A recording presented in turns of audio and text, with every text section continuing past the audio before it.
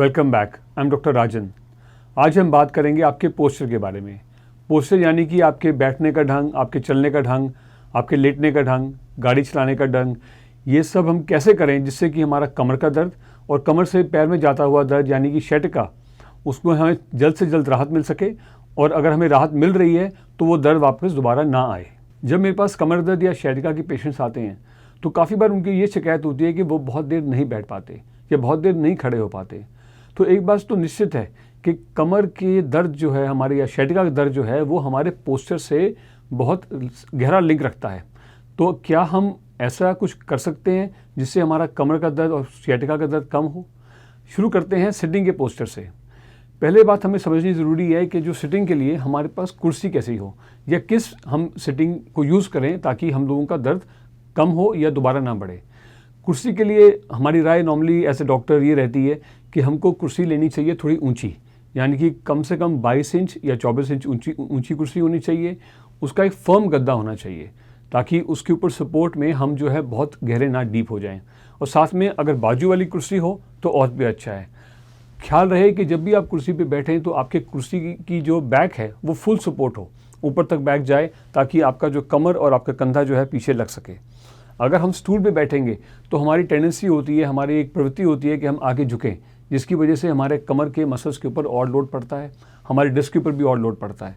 तो जब हमारे पास बैक वाली कुर्सी होगी तो हम सीधा बैठने की कोशिश करेंगे। उसके साथ साथ एक जो कुर्सी है वो हमको ख्याल रखें कि वो बहुत ज़्यादा घूमने वाली कुर्सी ना हो या फिसलने वाली कुर्सी ना हो। तो अगर फिसलने वाली कुर्सी है तो उसको चेंज कर दीजिए, क्योंकि उसमें काफ़ी बार कमर पे झटके लगने का भी डर रहता है। जहाँ तक सोफ़े का सवाल है, शुरू में जब दर्द ज़्यादा हो तो हमें सोफ़ा या लो सिटिंग अवॉइड करनी चाहिए, क्योंकि उसमें हम काफ़ी हद तक नीचे घुस जाते हैं और उसमें उठने में भी हमें कमर पे काफ़ी ज़्यादा लोड पड़ता है। अभी तक हमने समझा कि हम सही कुर्सी का चयन कैसे करें।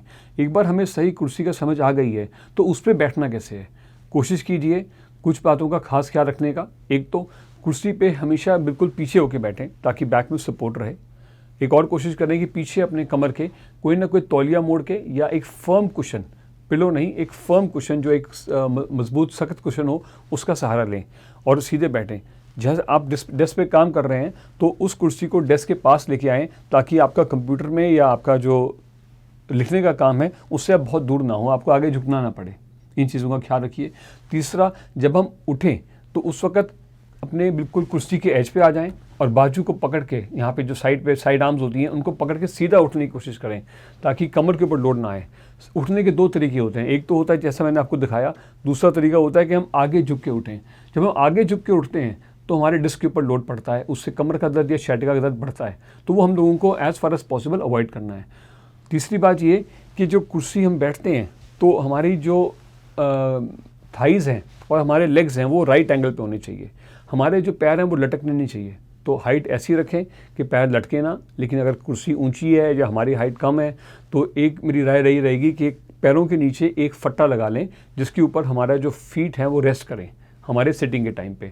इससे आपके थाइज़ के ऊपर, आपके बैक मसल्स के ऊपर लोड कम से कम पड़ेगा। एक और बात का ख्याल रहे कि जब हम बैठें या हम काम करने बैठ रहे हैं सिस्टम के सामने या कोई ऑफिस का काम कर रहे हैं तो हमारी एल्बोज़ को सपोर्ट मिलनी चाहिए टेबल की या चेयर की। तो जो अगर सपोर्ट रहेगी तो हमारे शोल्डर मसल्स के ऊपर इतना लोड नहीं पड़ेगा और शोल्डर का मसल्स का जो लोड है वो कमर में नहीं जाएगा। एक और ख्याल रहे कि जो हमारी सिटिंग है उसको हम कोशिश करें तो 15 या 20 मिनट या आधे घंटे से ऊपर ना रखें। लॉन्ग सिटिंग के अंदर डिस्क का प्रेशर बढ़ जाता है जिसकी वजह से दर्द हमारा बढ़ता है। तो ऐसी सिचुएशन में हमारी राय रहती है कि एक हल्का सा टाइमर अपने फ़ोन पे लगा के हर 20 मिनट 25 मिनट या आधे घंटे में उठ के टहल लिए, थोड़ा वॉक करके उसके बाद वापस जाके बैठ गए। और जब उठें तो उठने के बाद करीब 5-10 बार पीछे को करवट लेके एक स्ट्रेच कर लिए, अपने कमर पे हाथ रख के स्ट्रेच कर लें ताकि आपके बैक के मसल्स को थोड़ी रिलैक्सेशन मिल सके।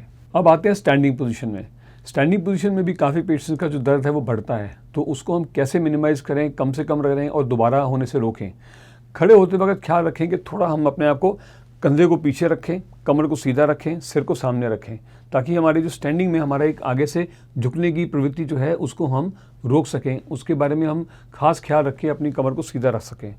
दूसरा ये कि अगर हम काम कर रहे हैं किचन पे या किसी टेबल के ऊपर तो क्या हम उस टेबल को हाई कर सकते हैं ताकि आपको बहुत ज़्यादा उसके लिए सामान उठाने के लिए भी झुकना ना पड़े। तीसरा ये कि अगर आप बहुत देर तक खड़े होना चाहते हैं, आपका काम ऐसा है, तो एक राय ये रहती है कि आप में से आपके दोनों पैरों में से एक पैर जो है वो थोड़ा एक ऊपर स्टूल के ऊपर रख देना चाहिए, ताकि आपके मसल्स को रिलैक्सेशन मिले, और करीब 15-20 मिनट या आधे घंटे बाद उसको फिर बदल के दूसरे पैर को ऊपर रख देना चाहिए। उससे में देखने में ये हमने ऑब्जर्व किया है कि पेशेंट्स का जो स्टेमिना है खड़े होने का काफ़ी ज़्यादा बढ़ जाता है। अब थोड़ी सी बात करते हैं ड्राइविंग के बारे में। काफ़ी पेशेंट्स हमारे ऐसे होते हैं जिनको बहुत लंबी ड्राइव करनी ही पड़ती है बिकॉज ऑफ देयर जॉब, वो अवॉइड नहीं कर सकते। तो वो उनको ये जानना ज़रूरी है कि भी किस टाइप के पोस्चर ड्राइविंग के टाइम ख्याल रखें जिससे हमारा दर्द ना बढ़े। कमर का जो दर्द है, अक्सर देखा गया है कि अगर बैक सपोर्ट हमारी इस टाइम ड्राइविंग के टाइम पे ना हो तो हमारी टेंडेंसी होती है हम आगे झुक जाएं। तो बैक सपोर्ट ज़रूर रखें पीछे, और अपनी कुर्सी को थोड़ा आगे खींच के रखें ताकि आपके स्टीयरिंग व्हील के लिए आपको बहुत आगे झुकना ना पड़े। सिमिलरली आपका पैर जो है आराम से आपके क्लच या ब्रेक तक पहुंच सके। कमर की सपोर्ट शोल्डर की सपोर्ट के साथ साथ होनी चाहिए, ये बहुत ज़रूरी है। कोशिश ये भी करें कि जो नेक सपोर्ट है उसको भी थोड़ा आगे रखें ताकि उसके ऊपर भी लोड ना पड़े। कार से निकलते समय या कार में बैठते समय हमारी एक और टेंडेंसी होती है कि हम बिल्कुल झुक के अंदर घुसते हैं, झुक के बाहर निकलते हैं। तो उसमें हमारी ये राय रहती है कि दरवाज़ा पकड़ के और सीट पकड़ के धीरे धीरे कमर को सीधे रखते हुए सिर्फ अपने नीज़ को बेंड करते हुए बैठें। और सिमिलरली उठते वक्त भी कोशिश ये करें कि पैर बाहर निकालें पहले, उसके बाद हम अपने लेग मसल्स की हेल्प से और डोर को पकड़ते हुए उठें और आगे झुक के गाड़ी से बाहर ना निकलें। अब हम ऐसे विषय पे बात करेंगे जो हमारे कमर दर्द का सबसे बड़ा कारण है, और वो है वेट लिफ्टिंग। कमर का जो दर्द है वो काफ़ी बार एक गलत तरीके से वज़न उठाने की वजह से हो जाता है। तो उससे हम कैसे बचें? अगर आपको कमर दर्द ऑलरेडी हो रहा है या शैटिका ऑलरेडी हो रहा है तो हम लोगों को कोशिश करनी चाहिए कि वेट हमें बिल्कुल ना उठाना पड़े जहाँ तक हो सके। हम चाहे 4 किलो का वज़न अगर हम लोग यहाँ से यहाँ उठा सकते हैं, कोई हर्ज नहीं है, लेकिन ज़मीन से अगर हम रुमाल भी उठाना चाहेंगे और वो गलत तरीके से उठाएंगे तो हमारा कमर का दर्द बढ़ सकता है। तो क्या खास ख्याल रखें कि हमारा कमर का दर्द हमारे कम से कम सामान उठाने की वजह से ना बढ़े। तो इन बातों का खास ख्याल रखें। यदि आप इस तरह ही हेल्थ के बारे में जानना चाहते हैं तो सब्सक्राइब करें ये channel the health care today और बेल आइकन दबाएं ताकि हर नए वीडियो का नोटिफिकेशन सबसे पहले आपको मिले। जब हमें वज़न उठाने की ज़रूरत पड़ती है, और जो काफ़ी लोगों को पड़ती है, चाहे उनका कमर दर्द हो, जैसे हमारी लेडीज़ हैं या ऑफिस में लोग काम कर रहे हैं, हम चाहे उनको बोलते हैं कि आप परहेज़ रखें, लेकिन वो परहेज़ नहीं रख पाते बिकॉज उनको काम करना है।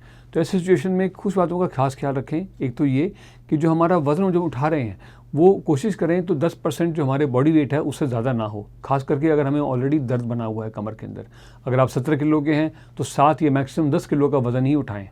और अगर आपका दर्द अभी नहीं है लेकिन आपको दर्द वापस आने के से डर बैठा हुआ है तो कोशिश करें कि 20% से ज़्यादा का वेट ना उठाएं।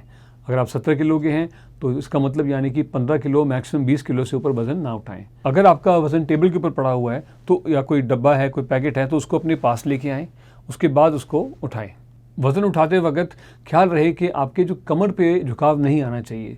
अगर आपको नीचे से कोई सामान उठाना है तो आपकी कोशिश होनी चाहिए कि आप सामान के बिल्कुल पास जाएं, अपने पैरों को थोड़ा सेपरेट करें ताकि आपको सपोर्ट अच्छी मिल सके, घुटनों को मोड़ें, कमर को ना मोड़ें, और अपनी लेग के मसल्स की हेल्प से ही आप नीचे को जाएं।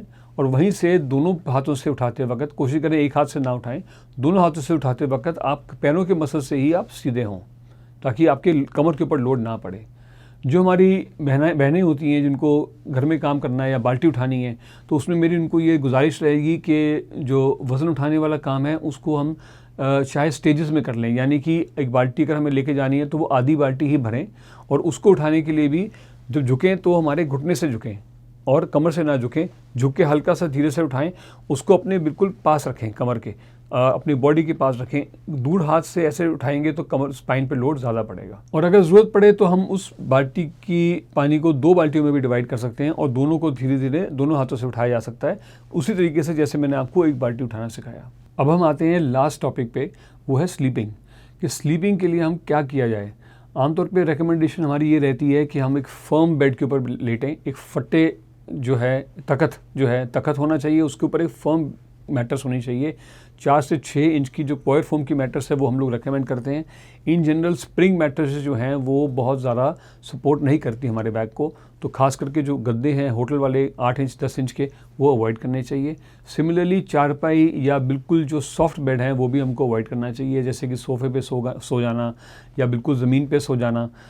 कुछ लोगों को, जिन लोगों को ऑलरेडी एक सॉफ्ट बेड पे सोने की आदत है, उनको हम लोग तख्त के ऊपर बैठने के लिए, सोने के लिए रेकमेंड नहीं करते, क्योंकि उनका दर्द काफ़ी बार बढ़ भी जाता है। तो ऐसे सिचुएशन में मैट्रेस को फर्म रखें। अगर पुरानी मैट्रेस है तो उसको पलट के देखें, उसको घुमा के देखें, उससे काफ़ी बार हमको जो उसका फर्म हिस्सा है वो मिलता है, बैक सपोर्ट बेटर मिलती है। जब लेटें, कुछ लोगों को साइड पे लेटने की आदत होती है सोने की, कुछ लोगों को कमर पर के बल सोने की आदत होती है, तो सबके लिए रिकमेंडेशन अलग है।